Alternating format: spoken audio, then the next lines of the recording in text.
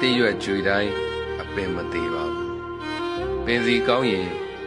ရွက်သစ်ပြန်လောင်းပါလေအခက်ခဲဒုက္ခတွေရောက်တိုင်းဘဝပြတ်သွားတာတော့မဟုတ်ပါဘူးရှုံးမပေးပဲဆက်ကြိုးစားရင်အောင်မြင်မှုအဖူးပွင့်တွေ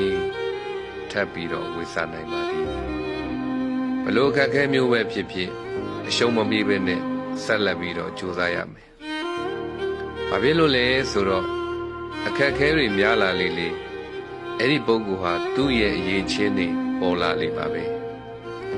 အခက်ခဲတွေကြုံတိုင်းထိုင်ကြီးနေမယ်ဆိုရင်ဘယ်တော့မှပြီးမှာမဟုတ်ပါဘူးအခက်ခဲတစ်ခုကြုံတိုင်းငါ့ကိုဘဝရဲ့သင်ခန်းစာတစ်ခုပေးတယ်လို့ပြောထားခက်ခဲကိုလုံးဝမကြောက်ပါနဲ့ခက်ခဲကိုကြောက်တဲ့ပုဂ္ဂိုလ်ဟာအောင်မြင်မှုကိုကြောက်တာနဲ့တူပါတယ်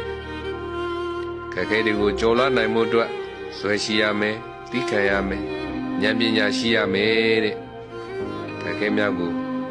ကျော်လွှားနိုင်သောပုဂ္ဂိုလ်များဖြစ်နိုင်ကြပါစေ